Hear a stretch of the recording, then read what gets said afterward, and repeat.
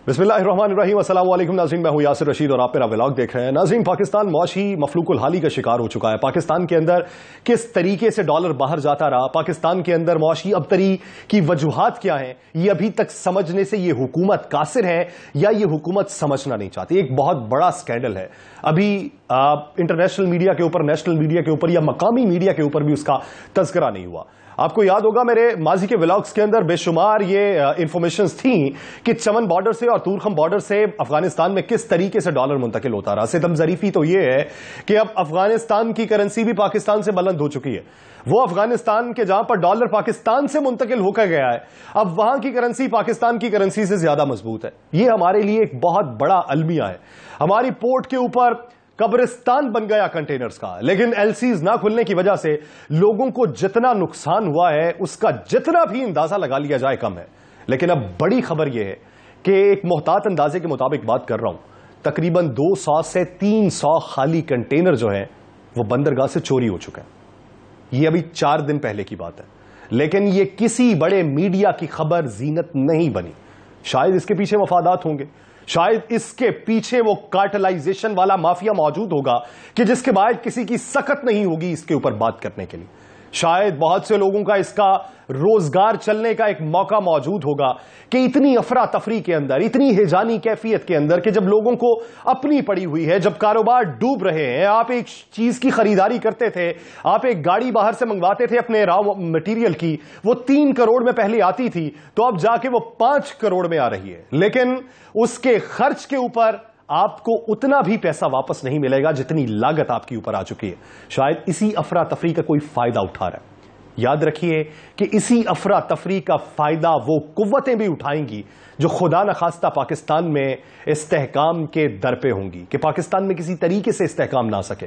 हमारी security position के ऊपर भी वार हो सकता है। ये पाकिस्तान के अंदर हमने अपने इंफ्रास्ट्रक्चर को जिस तरीके से बेहतर करने की तगोदो की है, हम उसी तरीके से अब बेशुमार जगहों को गिरवी रखने के दर पे। हम लोगों को यह पैगाम देते हैं कि पाकिस्तान के अंदर सरमायाकारी करो, लेकिन हम अपने लोगों को यह पैगाम नहीं देते कि यहां पर जो सरमायाकारी करने आता है उसके साथ गबन ना करो। यहां पर जब पैसा मांगा जाता है, यहां पर तरक्याती कामों के इवज किकबैक्स जो वसूल किए जाते हैं, वो मुस्तकबिल में किसी को नहीं मिलेंगे। क्या बाहर से पैसा आ जाएगा? आप शरह सूद 6% कमर्शियल बैंक्स को वापस करेंगे? किस तरीके से करेंगे? किस किस शय को गिरवी रखेंगे? कितने पोर्ट्स को गिरवी रख लिया जाएगा? कितने एयरपोर्ट गिरवी रख लिए जाएंगे? कितनी निजी कंपनी के साथ सरमायाकारी करेंगे? किस तरीके से पैसा वापस भिजवाएंगे? आप पैदा होने वाले बच्चे को यह पैगाम दे रहे हैं कि यह हबज़दा माहौल है, यहां पे जीना मुहाल हो जाएगा। अपनी किस्मत को रो पीटो कि किस तरीके से पाकिस्तान में पैदा हो गए।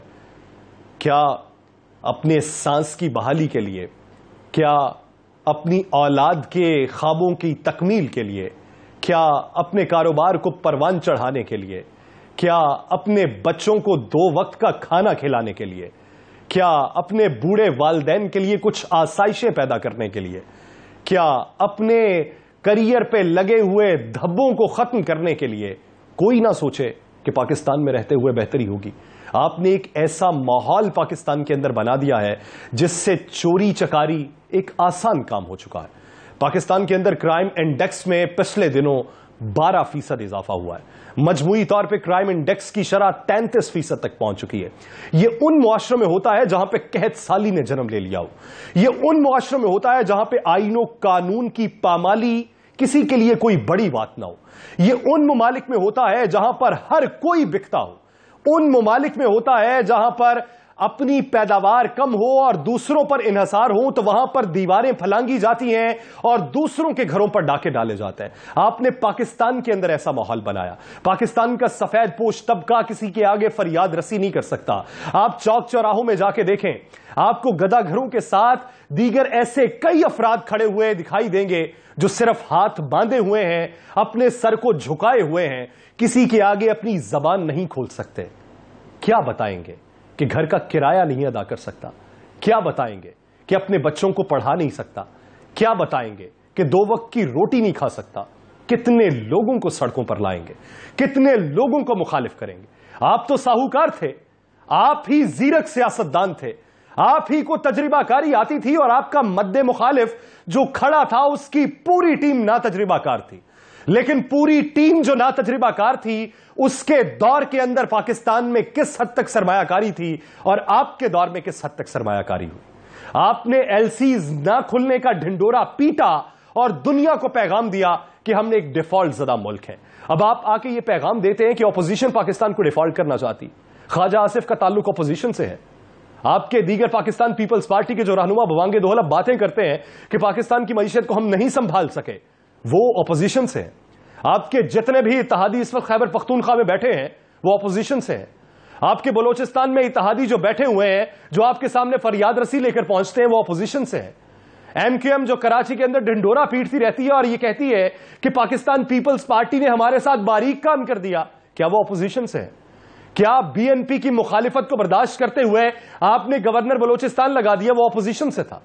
یہ آپ کے اپنے لوگ بولنا شروع ہو چکے ہیں. آپ کے اپنے اندر دراڑ پیدا ہونا شروع ہو چکی ہے. کب تک اکٹھا رہ لیں گے؟ 2 ماہ 4 ماہ, پھر آپ کے چہرے کھل کے سامنے آنا شروع ہو جائیں گے. لبادہ یہ اتر جائے گا. سیاست کے لیے کوئی کمپین چاہیے ہوگی, کمپین کے لیے کوئی نیریٹو چاہیے ہوگا. کیا بنائیں گے نیریٹو؟ کہ پاکستان پیپلز پارٹی گندی تھی. کیا بنائیں گے نیریٹو؟ کہ ایم کیو ایم ملک کی ترقی کے لیے کام نہیں کر سکتی, دہشت گرد جماعت ہے. کیا بنائیں گے نیریٹو؟ کہ مولانا فضل الرحمان کو صرف اپنی چیئرمین شپ چاہیے, انہیں کسی کا کوئی ادراک نہیں, کسی کا کوئی احساس نہیں. کیا بنائیں گے نیریٹو؟ کہ خیبر پختونخوا کے اندر اے این پی نے کوئی کام نہیں کیا. کیا بنائیں گے نیریٹو؟ کہ باپ کے لوگ ہمارے ساتھ جو ملے ہیں یہ اپنی منشا اور مقاصد کے تحت ملے ہیں, اس کے علاوہ انہیں کوئی سروکار نہیں. کیا بنائیں گے نیریٹو؟ بی این پی نے کس مقصد کے تحت آپ کا ساتھ دیا تھا؟ یہ آپ سارے بٹ جائیں گے, آپ کے نیریٹو مختلف ہو جائیں گے. پھر آپ ایک دوسرے کو گھسیٹنے کی باتیں کریں گے, آپ ایک دوسرے پر الزام تراشی کریں گے, اور پھر سے آپ کے پاس وہی نیریٹو موجود ہوگا جو آج سے 10 سال پہلے موجود تھا.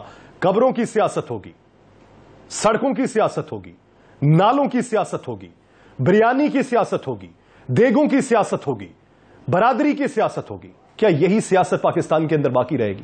پاکستان کو اس اخلاقیات کی معراج تک کب پہنچائیں گے کہ جب گورننس کی سیاست ہو سکے گی؟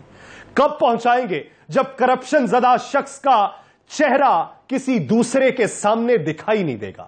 کب پہنچائیں گے کہ جب حاکم وقت کا گریبان رعایا میں سے اٹھ کے کوئی بھی پکڑ سکے؟ لیکن آپ نہیں کر سکتے. رمضان سر پہ ہے اور آپ وہاں پر بھی ذخیرہ اندوزی کریں گے. ماحول ایک ایسا بنائیں گے کہ پاکستان میں کیاس ہی کیاس ہوگا. یہ ٹرمائل کو ختم کرنے والا کوئی نہ ہوگا. پھر ہم یہ کہنے پر مجبور ہوں گے کہ کسی بھی دفتر میں یا دکان پر جدھر بھی جائیں جدھر بھی دیکھیں جلی قلم سے رقم عبارت کی ایک تختی لگی ہوئی ہے. منافع خوروں نے, راشیوں نے یہ لکھ کے لٹکا لیا دروں پر, یہ سب تمہارا کرم ہے آقا, کہ بات اب تک بنی ہوئی ہے. سوچئے, سمجھیے. مجھے دیجیے اجازت. اللہ نگہبان.